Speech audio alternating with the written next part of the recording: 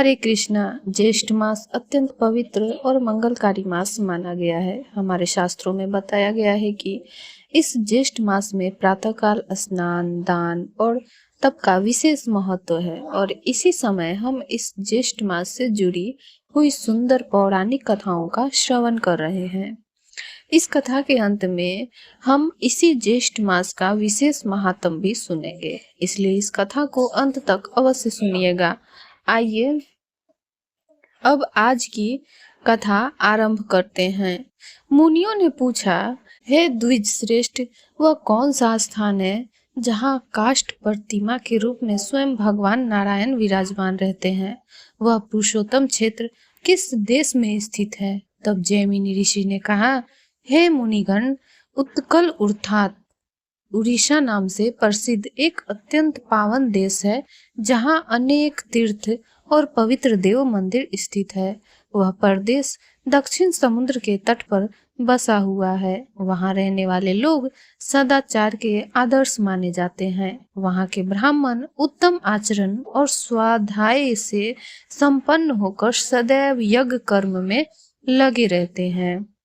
सृष्टि के प्रारंभ में यज्ञ और वेद अध्ययन की परंपरा वहीं से आरंभ हुई मानी जाती है और वहाँ के निवासी ब्राह्मण वेद शास्त्रों के प्रवर्तक कहे गए हैं।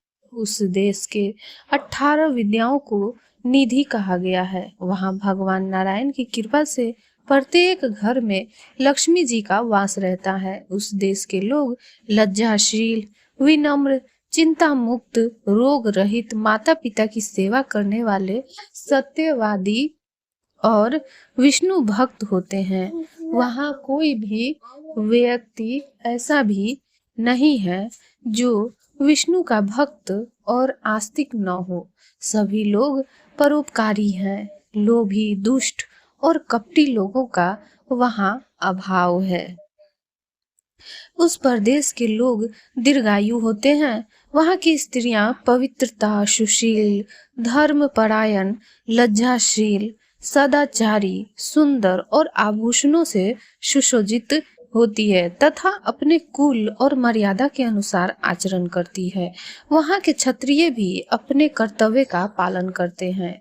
वे प्रजा की रक्षा के लिए समर्पित रहते हैं, दानशील होते हैं और शास्त्रों के ज्ञाता होते हैं। वे यज्ञों का आयोजन करते रहते हैं और उनके यज्ञ वेदियों सदा प्रज्वलित होती है। उनके यहाँ आने वाली अतिथियों को उनकी अपेक्षा से अधिक देकर संतुष्ट किया जाता है। उत्कल देश के वैश्य कृषि, व्यापार और गौ पालन में लगे रहते हैं। वे अपनी श्रद्धा और धन से देवता, गुरु और ब्राह्मणों का संतुष्ट करते हैं। वहाँ किसी याचक को एक घर से दूसरे घर जाने की आवश्यकता नहीं पड़ती। वहाँ के शूद्र भी संगीत, काव्य, कला और शिल्प में निपुण होते हैं। वे मधुर वाणी बोलते हैं और धर्म, स्नान, दान आदि में लगे रहते हैं। वे मन, वचन और कर्म में द्विजों की सेवा करते हैं। वहाँ सभी वर्ण अपने अपने धर्म में स्थित रहते हैं। वहाँ ऋतुएं संतुलित रहती है, वर्षा समय पर होती है, खेती को कोई हानि नहीं होती और लोगों का भूख नहीं सताती, क्योंकि वहाँ स्वयं भगवान जगन्नाथ विराजमान है। वहाँ अकाल, महामारी या राज्य का विनाश नहीं होता। पृथ्वी पर मिलने वाली कोई भी वस्तु वहाँ दुर्लभ नहीं है। वहीं उत्कल देश सभी देशों में श्रेष्ठ माना गया है। दक्षिण समुद्र में मिलने वाली ऋषिकुल्या नदी तक और स्वर्ण रेखा तथा महानदी के बीच का क्षेत्र ही उत्कल देश कहलाता है। इस पवित्र प्रदेश में उनके श्रेष्ठ तीर्थ है।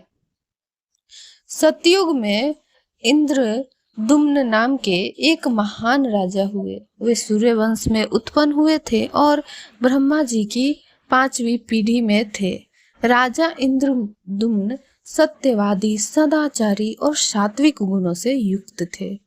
वे अपनी प्रजा को संतान समान मानकर न्यायपूर्वक उनका पालन करते थे। वे आध्यात्मिक ज्ञान में निपुण, वीर, पराक्रमी, उद्यमी, ब्राह्मणों के पूजक और पितृभक्त थे। वे 18 विद्याओं में बृहस्पति के समान विद्वान थे, ऐश्वर्य में इंद्र के समान और धन में कुबेर के समान थे। वे रूपवान, दानी, शीलवान और सत्य प्रतिज्ञ थे।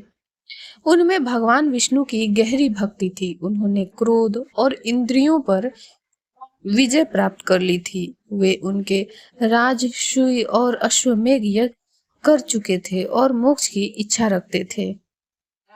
वे मालव देश की अवंती नगरी में निवास करते थे, जो अमरावती के समान सुंदर और समृद्ध थी। वहां रहते हुए उन्होंने भगवान विष्णु की भक्ति को और अधिक बढ़ाया। एक दिन पूजा के समय उन्होंने अपने पुरोहित से कहा, ऐसा स्थान खोजिए जहां हम साक्षात भगवान जगन्नाथ के दर्शन कर सके। पुरोहित ने तीर्थ यात्रियों से यह प्रश्न पूछा। उनमें से एक यात्री आगे आया और बोला, हे राजन, मैं अनेक तीर्थों का भ्रमण किया हूँ। दक्षिण समुद्र के तट पर एक पुरुषोत्तम क्षेत्र है जहाँ नीलाचल पर्वत स्थित है। वहाँ एक कल्प वृक्ष है और पास ही रोहिणी कुंड है जिसका जल मोक्ष देने वाला है। उसके पूर्व में इंद्रनील मणि से बनी भगवान वासुदेव की प्रतिमा है। वहाँ स्नान और दर्शन करने से मनुष्य मुक्त हो जाता है। वहाँ भगवान जगन्नाथ स्वयं विराजते हैं, जो दर्शन मात्र से मुक्ति देते हैं। यह कहकर वह यात्री अचानक अंतर्ध्यान हो गया। यह देखकर राजा चकित रह गए और तुरंत वहां जाने का निश्चय किया। पुरोहित ने कहा कि उनका भाई विद्यापति वहां जाकर जानकारी लगाए। राजा ने यात्रा की तैयारी आरंभ कर दी। उसके बाद मुनियों ने स्कंद जी से पूछा, ज्येष्ठ मास में स्त्रियां कौन सा व्रत करें जिससे उनका सौभाग्य बढ़े। तब स्कंद जी ने बताया, एक समय कैलाश पर भगवान शिव विराजमान थे। पार्वती जी ने उनसे प्रश्न किया कि ऐसा कौन सा उपाय है जिससे उनका सौभाग्य अक्षय हो जाए। शिव जी ने कहा, ज्येष्ठ मास की तृतीया तिथि को विशेष व्रत करना चाहिए। फिर उन्होंने सावित्री की कथा सुनाई, जिन्हें श्राप के कारण वृक्ष रूप धारण करना पड़ा और वे रंभा के रूप में प्रसिद्ध हुई। उन्होंने ज्येष्ठ मास में व्रत और पूजा करके पुनः वरदान प्राप्त किया। ब्रह्मा जी ने कहा, जो भी ज्येष्ठ मास में तुम्हारी पूजा करेगा उसका सौभाग्य और संपत्ति अक्षय हो जाएगी। शिव जी ने आगे व्रत की विधि बताते हुए कहा, तृतीया के दिन केले का वन लगाकर उसमें कलश स्थापित करें और ब्रह्मा जी का प्रतिमा रखकर पूजा करें। पंचामृत, पुष्प, गंध और आदि से पूजन करें।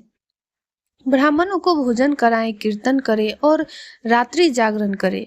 1 माह तक इस व्रत का पालन करें और अंत में दान, हवन और गौदान करें। इस प्रकार यह व्रत अत्यंत फलदायक है और सौभाग्य प्रदान करता है। अंत में शिवजी ने कहा कि यह व्रत अत्यंत गोपनीय था, जिसे उन्होंने पार्वती जी को बताया और इस प्रकार यह संसार में प्रसिद्ध हुआ। इस प्रकार ज्येष्ठ मास के महात्म का यह अध्याय पूर्ण होता है। हमें आशा है कि यह कथा आपको पसंद आई होगी। ऐसे ही दिव्य कथाओं को सुनने के लिए हमारे चैनल को सब्सक्राइब करें, नोटिफिकेशन ऑन करें और हम आपसे अगली कथा में शीघ्र मिलेंगे। हरे कृष्णा।